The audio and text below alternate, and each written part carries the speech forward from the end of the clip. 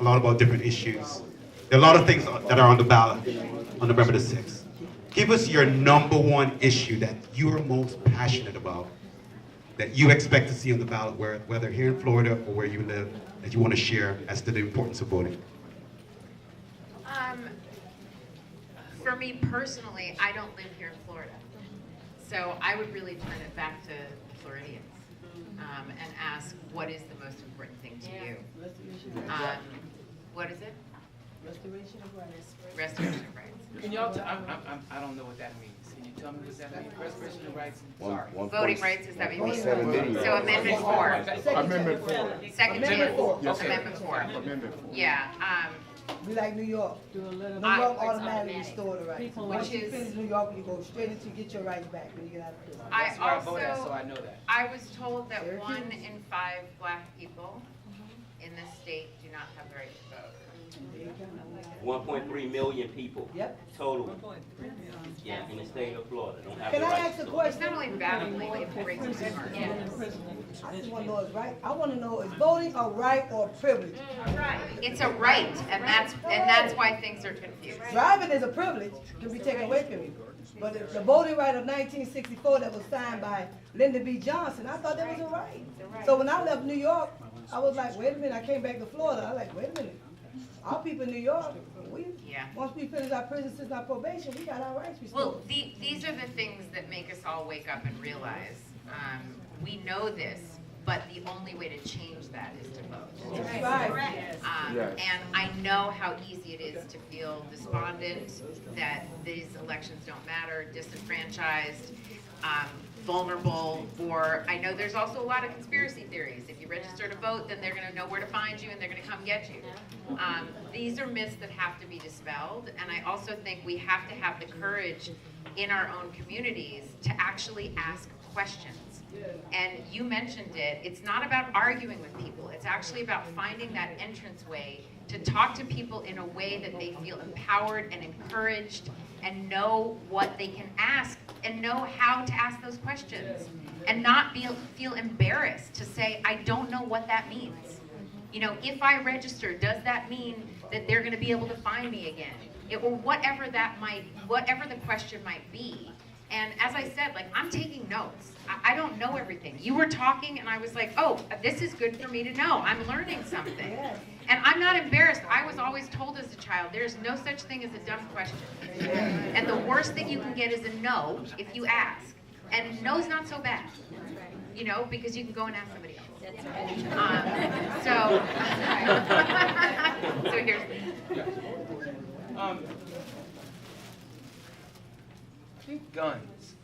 You know, guns. My dad was killed, was shot in the head as a police officer. He was a police officer and he was shot when I was 13. So, and that's in my head because videos were just coming out. Videos had just were in the bars and he was going in and he was shot.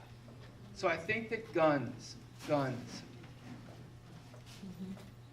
think is the most important thing that we have. The NRA is responsible for this.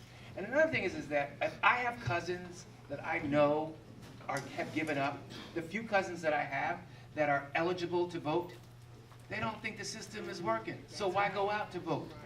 So it is my job to tell those cousins, it does work. It does work. It does work. It's just stacked against us, but it works because there are far more of us if we vote. That's right. So I think that, I think if everybody in here and we all have those cousins that simply won't do it. That's right. It's our job to talk to them to make sure that they do it.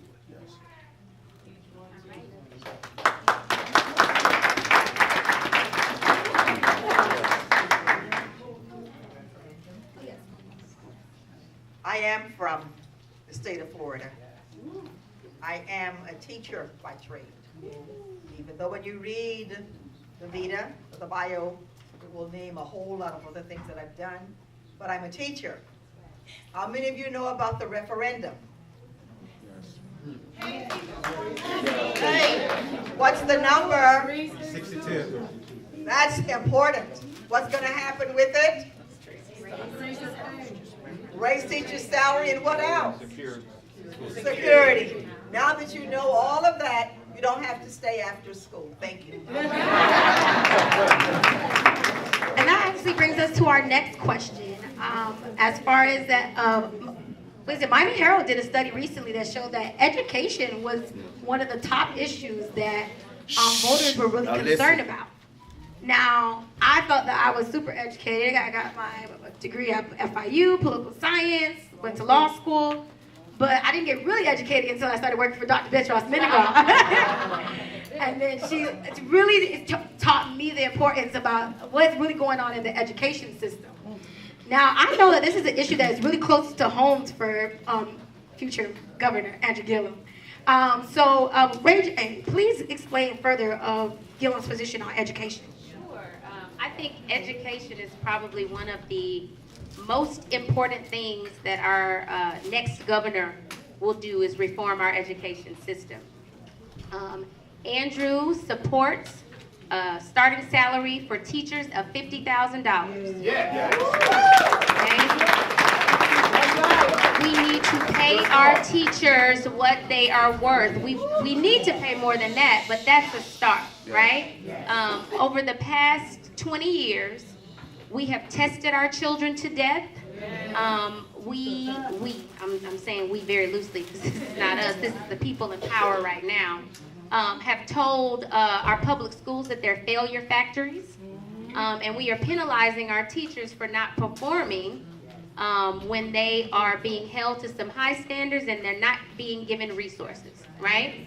Money is being diverted from our public schools into private school education for people. So there is a lot of reform that needs to happen. 90% of the children in the state of Florida go to public school. 90% of the children in the state of Florida go to public school. Andrew came through the public school system. So there's a litany of things we can be doing. I want you to really go and read his platform. One of the things is to make sure that we have pathways for our children after they graduate from 12th grade, or to make sure they're motivated to graduate from 12th grade. And he believes that we need to go back to, I know when he and I were in school, there were pathways for children that didn't want to go to college. That's not for everyone, right? But if you learn a trade in school and you get a monetizable skill and you can get a job right out of school that gives you a job with dignity. You know, in Tallahassee, we have some positions that can't be filled that are like radiograph, the people who just run the test. Yeah, the doctor is the one that needs to read it, but they can't even find people that can work the equipment, right? Because no one is being trained for those positions right now. In Tallahassee, I worked with a program where we taught high school students how to prepare taxes. The IRS came in and trained these students to prepare taxes so that we could offer the free service in the community. But those kids then had a certificate by the IRS when they graduated, and they could get a job. We've got to start thinking about things like that, because otherwise, you're just leaving children behind without making sure they're set up for success. So there are tons of ways, but the number one way is to support our teachers, pay them what they're worth, and to make sure we fund our public school system adequately. So much, all right. I want to add on that, and the reason why I am for your husband is because he's for education. I rarely see my mom cry, and I spoke to her like, a couple years ago, and I rarely see her cry. And she was, I'm from Philadelphia, and she was driving past my school where I'd gone to elementary school at. And she pulled over and she was crying. And she said that they were turning my school into a prison. This is the state of America. Wow. This is the state that we are in. This is the reason why Andrew must be here. Yes.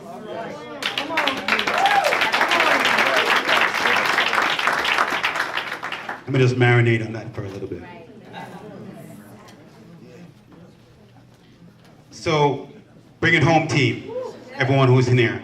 I'm gonna need your cooperation. We're gonna take one nice group photo and we will get a copy to you. We're gonna move the chairs up. The First Lady, Tracee, Leroy, and Dr. Bindengal. We're gonna move the chairs up and we're gonna do a nice semicircle. We're gonna have our official photographer. He's gonna go on a chair in the middle, take a nice group photo behind the sign. And when you leave, there are yard signs for you to take, and also some literature for you to take home so that we can do what we need to do over the next 16 days. Do I have your cooperation? Yes. All right, so stay where you are, don't move. We're gonna move the chairs forward here.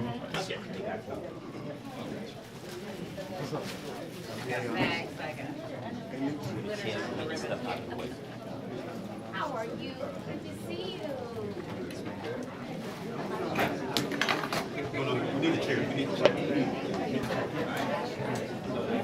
Dr. Mendenhall.